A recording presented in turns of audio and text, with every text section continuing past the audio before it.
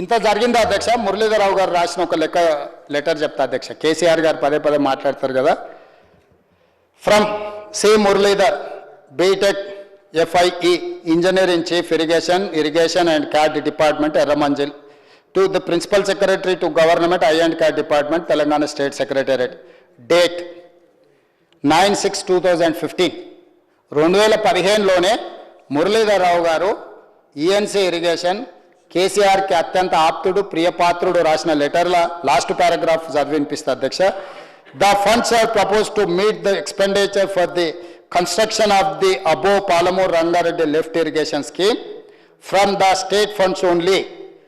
The presently ongoing Pranita Chevella scheme is sought for approval as a national project from the Government of India, after which this project can be proposed under state plan funds over the next 4 years.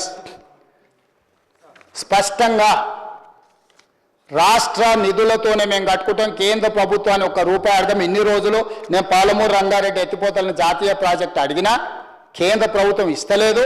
కేంద్ర ప్రభుత్వం మమ్మల్ని మోసం చేసిందని చెప్పిన చంద్రశేఖరరావు 9/6/2015 నాడు క్లియర్గా వాళ్ళ ENC గవర్నమెంట్లో రాసిన డాక్యుమెంటు స్పష్టంగా మేము ఎవరిని ₹1 అడగాం, రాష్ట్ర నిధుల నుంచే పాలమూరు రంగారెడ్డి ఎత్తిపోతలు మేము కట్టుకుంటామని. ఇది అఫీషియల్ డాక్యుమెంట్ అధ్యక్ష.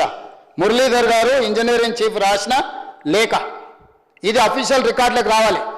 ఈరోజు చంద్రశేఖరరావు గారు ఒకవేళ సభలోకి వస్తే పాలమూరు రంగారెడ్డి ఎత్తిపోతల జాతీయ ప్రాజెక్టు కింద కేంద్ర ప్రభుత్వం తీసుకుంటే మహబూబ్ నగర్ జిల్లా drought prone area AIBP accelerated irrigation beneficiary ప్రోగ్రాంలో ఇది పెట్టుకుంటే 90% government of India has to give this funds.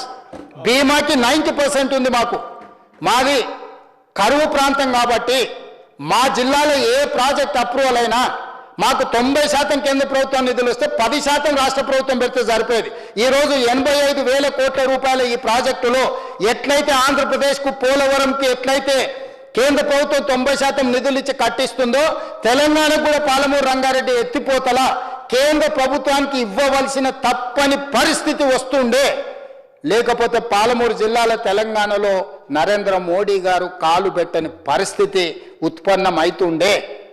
వీరు వద్దే వద్దు, మాకు మేము రాష్ట్ర నిధులతోని మేము కట్టుకుంటామని సోర్స్ ఆఫ్ ఫండ్స్ కూడా దీంట్లో చూపించి ఈ దాన్ని ఇంతకుముందు ఉత్తమ్ కుమార్ రెడ్డి గారు చెప్పారు. ఈ ప్రాజెక్టు కోసం పవర్ ఫైనాన్స్ కార్పొరేషన్ నుంచి, రూరల్ ఎలక్ట్రిసిటీ కమిషన్ దీని నుంచి, REC నుంచి 11.90 రేట్ ఆఫ్ ఇంట్రెస్ట్లో ఎవడు కూడా జూదానికి అలవాటు పడ్డోడు కూడా, తాగుడు వ్యసనాలకు అలవాటు పడ్డోడు కూడా పటాన్ దగ్గర కూడా ఈ రేట్ ఆఫ్ ఇంట్రెస్ట్కు తెచ్చుకోడు అధ్యక్ష. కిడ్నీలు అమ్ముకునేటోడు కూడా ఈ రేటుకు ఇంట్రెస్ట్కు తెచ్చుకోడు అధ్యక్ష. అవసరమైతే కిడ్నీ అమ్ముకొని పైసలు తెచ్చుకుంటాడు, కానీ ఈ రేట్ ఆఫ్ ఇంట్రెస్ట్లో దేడు అధ్యక్ష. ఈ పాలమూరు రంగారెడ్డి ఎత్తిపోతలకు PFCలో RECలో 11.90% రేట్ ఆఫ్ ఇంట్రెస్ట్ 12 సంవత్సరాలు షార్ట్ టర్మ్ లోన్కి, మీడియం టర్మ్ లోన్ కింద తెస్తే నేను తల తాకట్టు పెట్టి 50 సార్లు ఢిల్లీకి పోయి నరేంద్ర మోడీని కలిసి నిర్మలా సీతారామన్ గారికి నేను బట్టి గారు పదే పోయి వారిని ప్రసన్నం చేసుకొని 26,000 కోట్ల రూపాయలను debt restructure 7.25% rate of interest తగ్గించి 35 సంవత్సరాలు సుదీర్ఘకాలం మేము అప్పు కట్టుకుంటామని ఈరోజు ఈ డెట్ రీస్ట్రక్చర్ చేయించుకొని వచ్చినాం అధ్యక్ష. ఈయన చేసిన దుర్మార్గం అంతా ఇంత కాదు అధ్యక్ష. మన తరమే కాదు, మన తర్వాతి తరం, ఆ తర్వాతి తరం కూడా మొయ్యలేనంత భారము అప్పుల కుప్ప చేసి మన మీద పెట్టి ఈరోజు సభకు రాకుండా సభ బయట కూర్చొని ఈరోజు ఏదేదో మాట్లాడుతున్నాడు అధ్యక్ష. ఇవన్నీ కాగితాలు అఫీషియల్ డాక్యుమెంట్స్ అధ్యక్ష.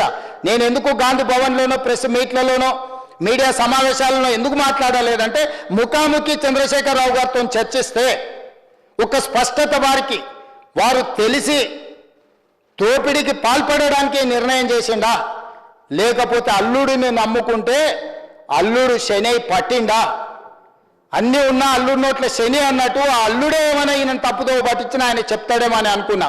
లేకపోతే ఇద్దరు కలిసి తోడు దొంగలుగా ఈ 1,000 కోట్ల రూపాయలు కొల్లగొట్టినరా నేను కనుక్కోదలుచుకున్నా అధ్యక్ష. అందుకే ఈరోజు ఈ డీటెయిల్స్ అన్నిటిని మాట్లాడడానికి ఈరోజు సభలోకి తీసుకొచ్చినాం అధ్యక్ష. ఈరోజు ఈ విధంగా అంచనాలు పెంచి ఈరోజు ఈ రకంగా ప్రాజెక్టును కట్టిండి అధ్యక్ష. పోని ఈ కట్టిందన్న నిజమై మనకు నీళ్ళు వచ్చి ఉంటే 5 ఏళ్ళకో 10 ఏళ్ళకో అన్నా మనం మర్చిపోయేటోళ్ళం. కానీ అది కూడా చేయలే అధ్యక్ష. ఎంత దుర్మార్గుడు అంటే ఆ దుర్మార్గానికి పరాకాష్ట. ఇంకా ఆ పదం నాకు తెలియదు, ఇక్కడ అన్పార్లమెంటరీ పదం వాడలేము, కానీ చెప్పడానికి వేరే భాష లేదు. ఆ దుర్మార్గమైన చర్యల వల్ల పూర్తిగా దెబ్బతినిపోయింది. 2016లో నేషనల్ గ్రీన్ ట్రిబ్యునల్లో శ్రీశైలం దగ్గరకు పోయి నల్లమల ఫారెస్ట్లో పనులు జరుగుతున్నాయి.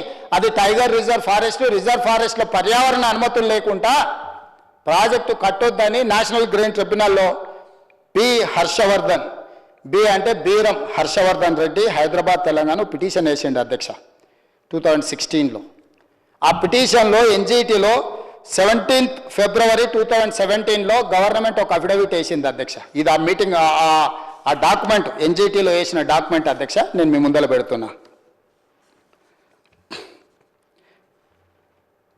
Environment, forest and climate changes on 11/1/2017.